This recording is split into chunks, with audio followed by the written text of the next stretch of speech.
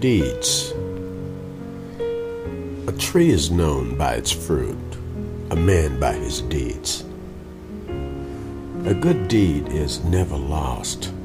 He who sows courtesy reaps friendship, and he who plants kindness gathers love. Deeds are fruits, words are leaves.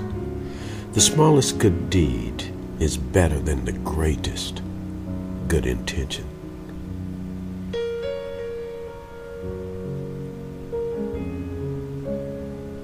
Go on to new deeds of valor, my son. That is the way to the stars. Between saying and doing, there's a great distance. Through ages, through eternity, what you have done for God, that and only that, you are. Deeds never die. How far that little candle throws its beam, so shines a good deed in a naughty world. Let me thank you with deeds, not with words. When a man dies, they who survive him ask what property he has left behind. The angel who bends over the dying man asks what good deeds he has sent before him. By your works ye shall be known. We live in deeds, not years, in thoughts, not breaths. Life's no resting, but a moving. Let thy life be deed on deed. A life spent worthy should be measured by deeds, not years. Give me the ready hand rather than the ready tongue. How often men decide to do good and noble deeds but never accomplish them because they spend so much time in thinking of doing these things and they never do them until it is too late. The noble and generous deed, this kind and encouraging word that you were contemplating, should be carried into action now. Our deeds still travel with us from afar, and what we have been makes us what we are. Good actions ennoble us. We are the sons of our own deeds. We should believe only in deeds. Words go for nothing everywhere. Defeat. What is defeat?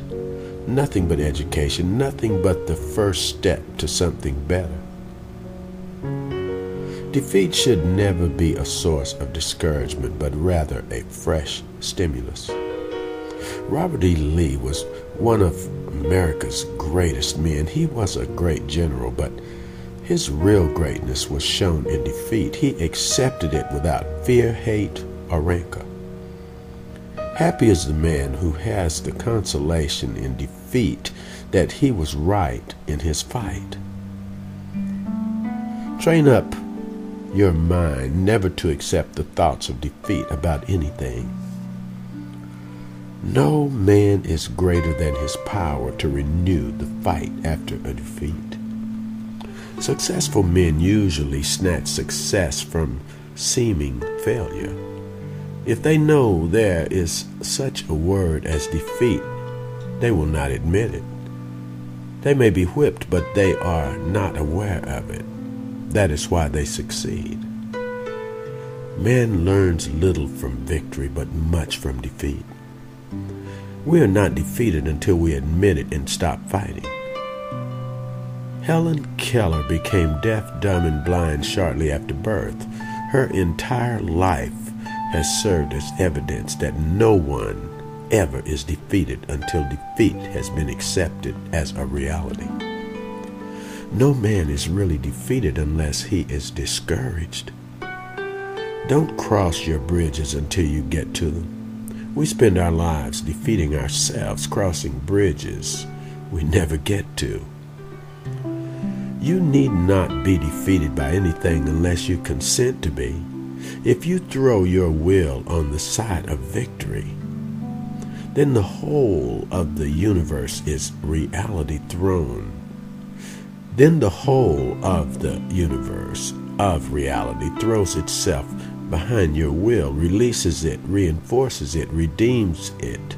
And you are caught up in a tide of victory, and nothing can stop it except your refusal to cooperate. How many times did Caesar flunk? How many times was Nelson sunk? When they got licked, did they get drunk?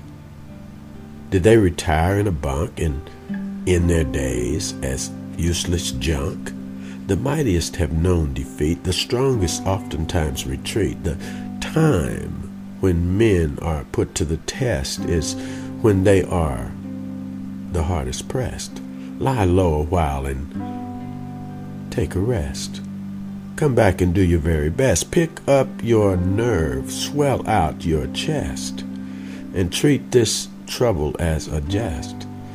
The game has not only begun. There'll be another deal, my son, and after that, another one. Don't quit when you get hit. Get on up and get down.